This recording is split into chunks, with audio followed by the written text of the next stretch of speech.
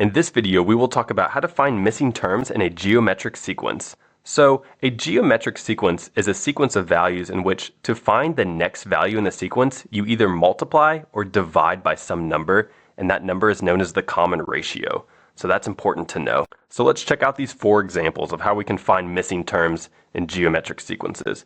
In this first example, we have the values 2, 8, 32, and we want to know what comes next. So the first thing we need to do is we need to identify the common ratio in the sequence. And the way that we do that is you just pick any number in the sequence, so let's say 8, and you divide it by the previous number. So 8 divided by 2 will give you the common ratio. So let's write that here. R is equal to 8 divided by 2.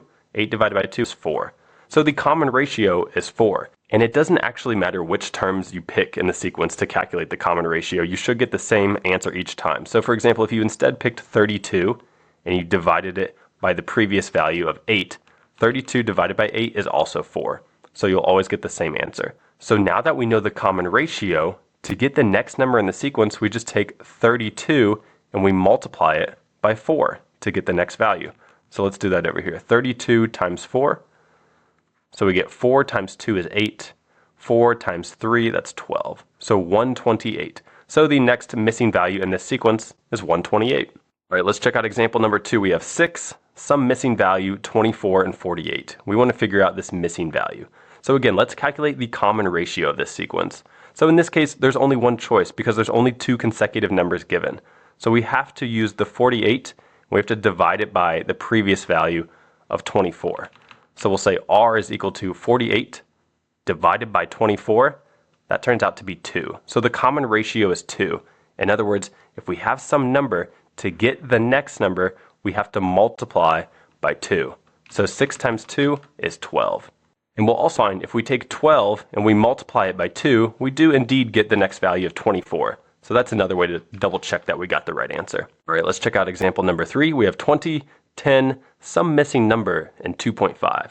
So again, let's find the common ratio in this sequence. So we'll take 10 and we'll divide it by the previous number in the sequence of 20. So we'll say R is equal to 10 divided by 20, which reduces to 1/2.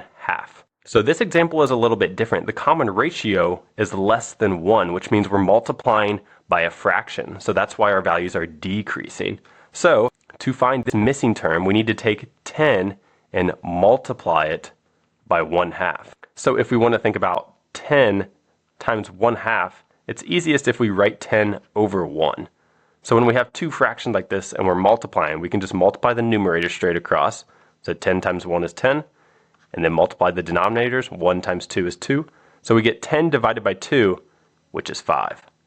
So our missing number is 5.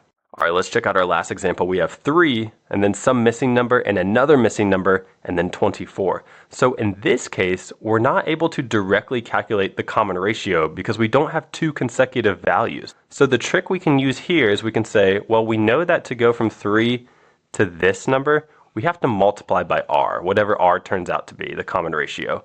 And then to go from this number to the next number, we have to multiply by R again. And then to go from this number to 24, we have to multiply by R again. So notice we have 3 R's. So R times R times R, that's the same as R cubed. So what we can say is that 3 times R cubed must get us all the way to 24. So let's write that. 3 times R cubed is equal to 24.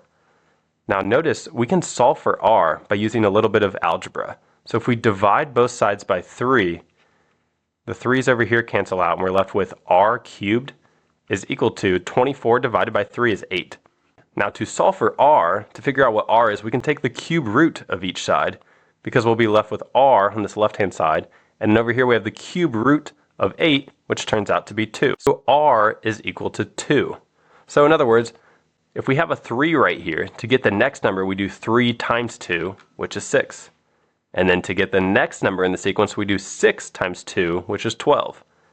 And we'll notice that if we took 12 and we multiply that by 2, we would get 24. So that's how we know we got the right answer. So those were just 4 different examples of how to find missing terms in a geometric sequence.